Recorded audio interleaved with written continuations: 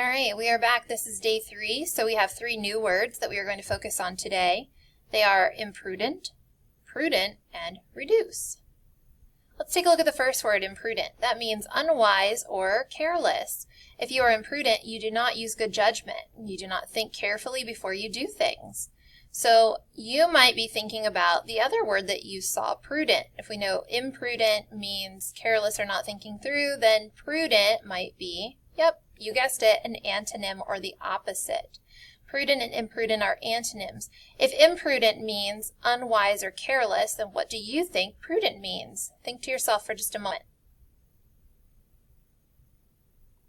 Right, very wise or careful. So we're going to look at a couple of situations here with our good friend Milton. And I want you thinking, is Milton being or showing an example of being prudent or imprudent?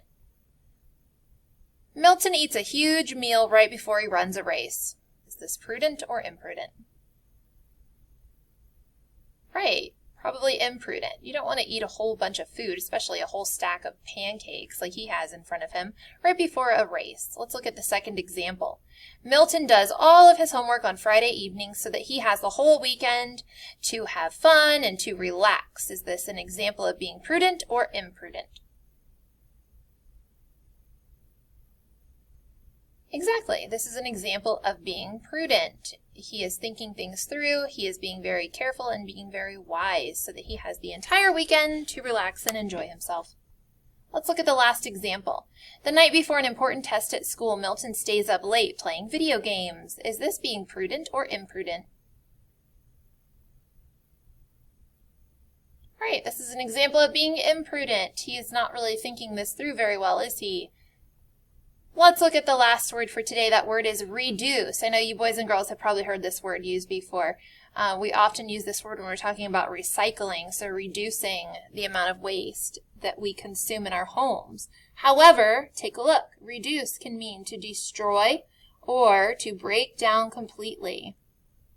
When the truck runs over the ball, it reduces it to dust or destroys it completely. Here's another example. A bulldozer reduced the building to rubble. A fire reduced the houses to ashes, or the house to ashes. However, we know, because we just discussed this, that reduce then is a multiple meaning word. So it can also mean to make less, fewer, or smaller. What does it mean when we say we want to reduce the amount of junk food we eat? Take a look at this sentence. If you have someone next to you, you can turn and talk or think to yourself. When we reduce the amount of junk food we eat, we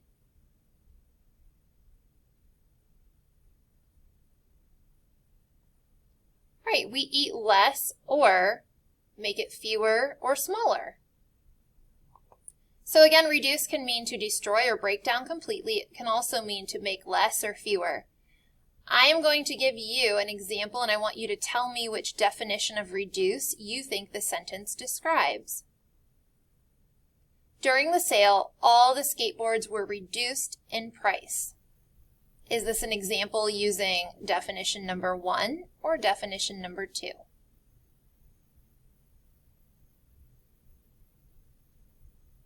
Let's take a look at another example. The tornado reduced the building to a pile of bricks.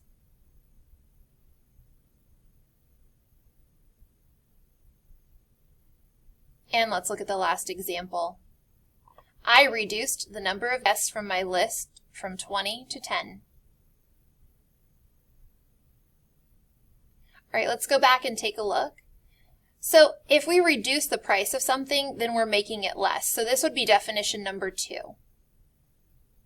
The tornado reduced the building. Well, we know that tornadoes, we're using our background knowledge here to determine, because really, I guess you could say either one, but the best definition will be example number 1, to destroy or break down completely. Because we know from our schema or our background knowledge that if there's something like a tornado, it's a natural disaster, and it's really going to break down and destroy a building. Let's look at the final example. I reduced the number of guests. So if you're reducing a list or a number, then you're making it fewer or smaller. Great job. That actually wraps up this week for vocabulary. We will pick up next week with week 17.